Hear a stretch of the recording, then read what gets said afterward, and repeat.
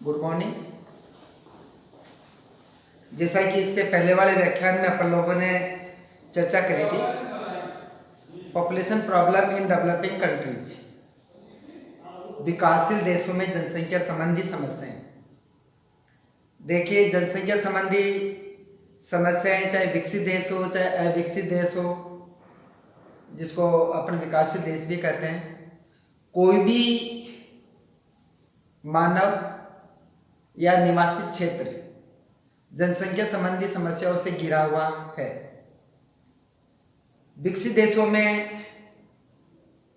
अलग टाइप की जनसंख्या संबंधी समस्याएं पाई जाती है, तो विकासशील देशों में जो समस्याएं पाई जाती है उनका नेचर अलग होता है। मैंने आप लोगों को यह बताया कि विकासशील देश कौन कौन से हैं और विकसित देश कौन कौन से हैं, इसके बारे में अपन ने चर्चा करी। उसके बाद में अपने बताया कि विकसित देशों की जनसंख्या संबंधी समस्याएं अलग प्रकार की होती है, उनकी अपन अलग से चर्चा करेंगे। और विकासशील देशों की जनसंख्या संबंधी समस्याएं अलग प्रकार की होती है, जिनमें कुछ समस्याओं का अपन ने विचार किया था कुछ समस्याओं पर। उन्हीं जनसंख्या संबंधी जो समस्याएं हैं विकासशील देशों की, उनको आगे बढ़ाते हुए अपन देखेंगे कि कौन कौन सी समस्याएं जनसंख्या संबंधी विकासशील देशों में पाई जाती है। तो आज का टॉपिक है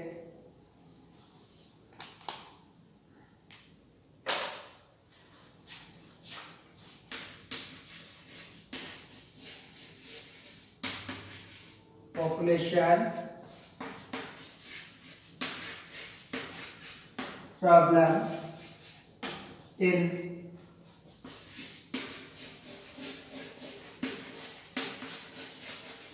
डेवलपिंग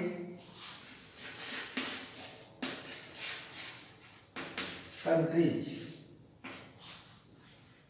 विकासशील देशों में जनसंख्या संबंधी समस्याएं। देखिए, विकासशील देशों में जनसंख्या संबंधी जो समस्याएं हैं, उनमें जो सबसे प्रमुख जो समस्या है वह है अलार्मिंग इंक्रीज इन पॉपुलेशन या रैपिड ग्रोथ इन पॉपुलेशन। जनसंख्या में अत्यंत तीव्र एवं भयावह वृद्धि, ये लगभग सभी समस्याओं की जड़ भी है, बेसिक कारण है। डायरेक्टली इनडायरेक्टली ये दूसरी समस्याओं को भी जन्म देती है। तो अपन ने इसके बारे में थोड़ी अपने चर्चा करी थी कि जो विकासशील देश है उनकी प्रमुख समस्या जनसंख्या में अत्यंत तीव्र वृद्धि है। ये तीव्र वृद्धि विकासशील देशों में क्यों होती है, इसके पीछे कौन से कारण या कारक हैं जिसकी वजह से विकासशील देशों में जनसंख्या में तीव्र वृद्धि होती है। तो अपन ने बहुत सारे इसके कारण अपन लोगों ने अपन ने चर्चा करी थी कि एक तो पितृसत्तात्मक समाज यहाँ पाया जाता है। यहाँ पर जो है पुरुषों का परिवार या समाज में आधिपत्य होता है, उन्हीं का शासन होता है, एक तरह से उन्हीं का कंट्रोल होता है। इस वजह से प्रत्येक दंपति ये चाहता है कि मेरे परिवार को आगे चलाने के लिए पुत्र चाहिए, चाहे उसके 2, 3, 4, 5 लड़कियां पहले से हों, उसके बावजूद वो चाहता है कि क्योंकि पितृसत्तात्मक परिवार या सामाजिक व्यवस्था पाई जाती है, इस वजह से वो पुत्र की चाह हमेशा अपने मन में बनाए रखता है। तो इस वजह से पुत्र की चाह में जनसंख्या बढ़ती जाती है। दूसरा, अपन लोगों ने चर्चा करी थी कि विकासशील देशों में जो परिवार नियोजन के जो साधन है, फैमिली प्लानिंग के जो साधन है, उन साधनों की पहली बात तो कमी पाई जाती है, और दूसरी बात यह है कि जो परिवार नियोजन संबंधी साधन है उन साधनों का प्रचार प्रसार की बहुत कमी पाई जाती है। कई दंपति को उनका पता भी नहीं होता है।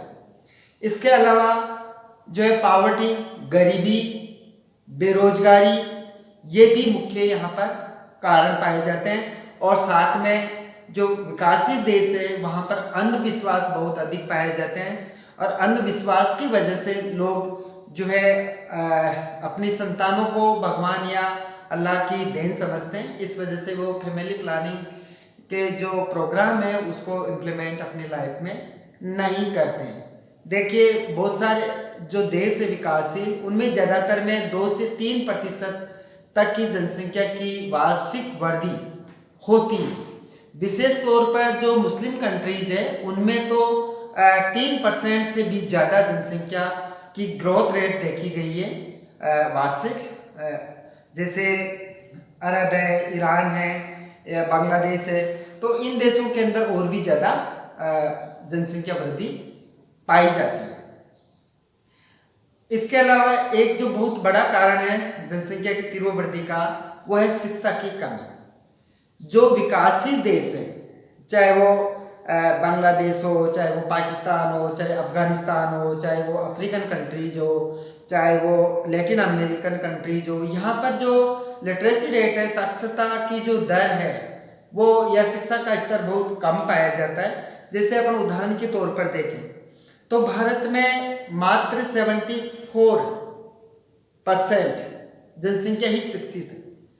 जो अशिक्षित जनसंख्या होती है वहाँ पर जनसंख्या वृद्धि और भी ज़्यादा होती है। तो शिक्षा एक तरह से अप्रत्यक्ष कारक या कारण है जनसंख्या वृद्धि का। और देखिए आप भारत के अंदर भी देखिए कि यहाँ पर जो अपन राज्यों के बारे के अंदर या भारत के जो विभिन्न राज्य हैं उनकी साक्षरता के स्तर की अपन बात करें तो उसमें भी बहुत ज़्यादा विभिन्नता पाई जाती है। जैसे केरल जैसा राज्य है वहाँ पर जनसंख्या की साक्षरता अधिक पाई जाती है, लेकिन राजस्थान है, जैसे बिहार है, झारखंड है, छत्तीसगढ़ है, तो यहाँ पर जनसंख्या में जो साक्षरता की दर है बहुत कम पाई जाती है। उदाहरण के लिए अपन अगर मान लो जैसे भारत का साक्षरता की जो दर है वो अगर मान लो सेंसस 2011 के अनुसार देखें तो यहाँ पर 74.04% पाई जाती है, जबकि राजस्थान में मात्र 66% जो है साक्षरता की दर पाई जाती है। और देखिए एक अपना राजस्थान जो राज्य है उसमें भी विभिन्न जिलों में साक्षरता के जो स्तर है उसमें बहुत ज़्यादा विभिन्नता पाई जाती है। जैसे कोटा में साक्षरता अधिक पाई जाती है। और आप देखिए झुंझुनू, अगर मान लो अपन वैसे देखें तो राजस्थान में सबसे ज़्यादा साक्षरता की दर कोटा में पाई जाती है, लेकिन अगर पुरुषों में साक्षरता की अपन दर देखें तो सबसे ज़्यादा साक्षरता की दर कहाँ पाई जाती है? झुंझुनू जिले में पाई जाती है 86% के अप्रॉक्सीमेटली।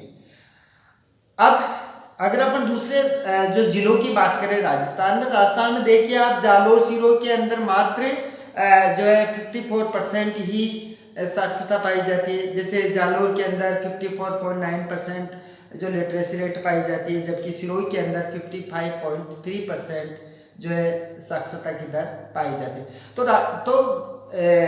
एक देश के विभिन्न राज्यों में और एक राज्य के विभिन्न जिलों में भी साक्षरता के स्तर में विभिन्नता पाई जाती है। इस कारण जो है जनसंख्या की जो वृद्धि दर है वो बहुत अधिक पाई जाती है।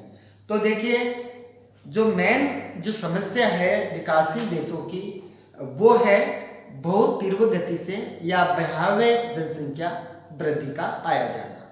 और इसके पीछे जो कारण है वो अपन ने देखे, पितृसत्तात्मक परिवार का पाया जाना, शिक्षा का कम पाया जाना, परिवार नियोजन के साधनों का अभाव, उनके प्रचार प्रसार के साधनों का अभाव, गरीबी, बेरोजगारी, भूख और क्या अंधविश्वास, ये मुख्य यहाँ की जो कारक हैं जो जनसंख्या वृद्धि को ज़्यादा बनाए हुए हैं। अब देखिए विकासशील देशों की जो दूसरी जो समस्या है वो है भूखमरी, स्टार्वेशन, भूखमरी और कुपोषण। कुपोषण means male nutrition, starvation and mail nutrition. दूसरा कारण है स्टार्वेशन, भूखमरी एंड मेल न्यूट्रिशन।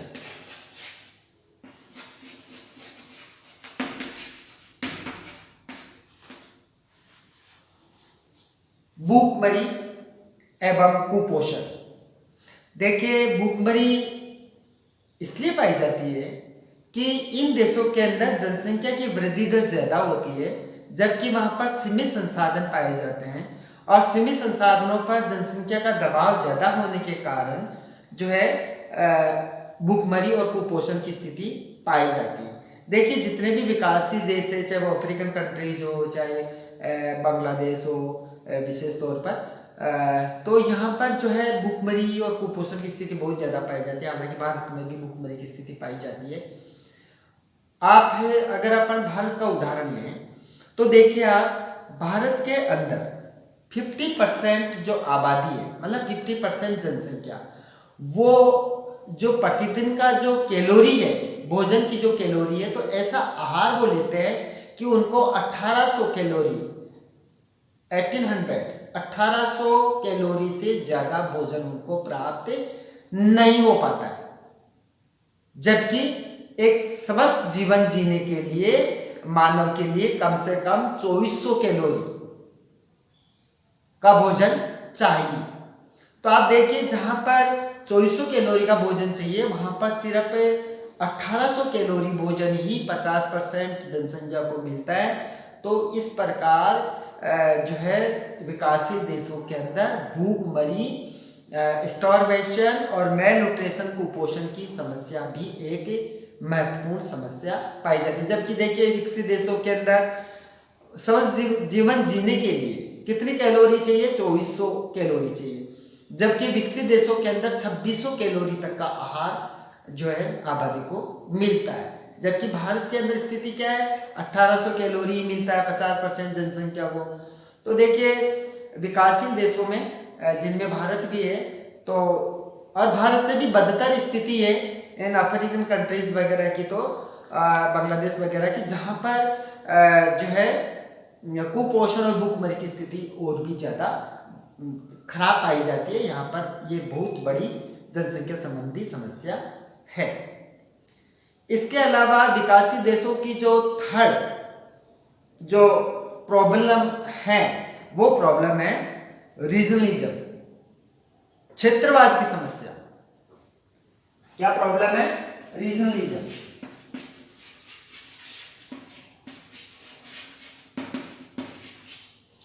रीजनलिज्म, क्षेत्रवाद की समस्या बहुत बड़ी समस्या विकासशील देशों के अंदर पाई जाती है। या क्या है, जैसे कोई देश है तो उस देश के अंदर राज्यों के अनुसार या छोटे छोटे क्षेत्रों के अनुसार क्षेत्रवाद की भावना पाई जाती है, जबकि वो उसी देश के दूसरे जो भौगोलिक क्षेत्र है या राज्य है, उससे वो दूरी बनाने की कोशिश करते हैं, उससे नाता तोड़ने की या संबंध तोड़ने की कोशिश करते हैं। उनको वो कोऑपरेट नहीं करना चाहते, सिर्फ अपने क्षेत्र का ही विकास करना चाहते हैं, अपने राज्य का विकास करना चाहते हैं। और एक राज्य में भी अलग अलग क्षेत्र बन जाते हैं, तो वो चाहते हैं कि अपने क्षेत्र का विकास हो, दूसरा क्षेत्र जो है पिछड़ा हुआ रहे, उसी में जो है वो, इसमें कोई वो चिंता करने वाली बात नहीं होती, बल्कि खुश होते हैं कि अपना क्षेत्र विकसित हो रहा है या होगा। तो आप देखिए, आप जैसे अपन पाकिस्तान की बात करें, तो पाकिस्तान के अंदर क्या है, 1971 के अंदर पाकिस्तान के टुकड़े क्यों हुए? क्योंकि क्षेत्रवाद की वजह से हुए। इसी प्रकार देखिए, आज भी जो पाकिस्तान बचा हुआ है, उसमें भी बलूचिस्तान और सिंध, ये लोग क्या करते हैं, ये जो बलूचिस्तान और सिंध के लोग अपना अलग देश बनाना चाहते हैं। तो एक देश में भी जो विभिन्न जो क्षेत्र हैं, उनमें क्षेत्रवाद की भावना पाई जाती है। इसके ये भी एक बहुत बड़ी समस्या विकासशील देशों की। अगर अपन भारत जैसे पाकिस्तान की बात करें, तो पंजाबी और पख्तून जो लोग हैं, तो ये क्या, पख्तूनी और पंजाबी दोनों ही अपने अपने क्षेत्र का विकास करना चाहते हैं और दोनों अलग होना चाहते हैं। तो ये एक बहुत बड़ी समस्या है। इसी प्रकार अगर अपने भारत के संदर्भ में देखें, तो देखिए आप, आज जो तेलंगाना है, तेलंगाना अलग क्यों हुआ? क्षेत्रवाद के कारण हुआ, आंध्र प्रदेश से। इसी प्रकार आप देखिए, आप झारखंड देखिए, झारखंड बिहार से अलग क्यों हुआ, या छत्तीसगढ़ जो है एमपी से अलग क्यों हुआ? तो ये क्षेत्रवाद के कारण ही हुआ।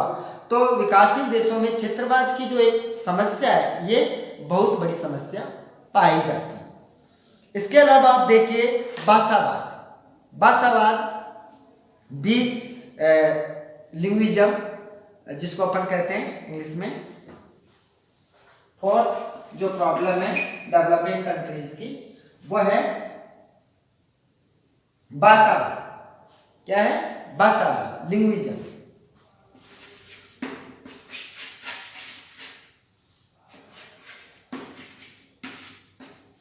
भाषा।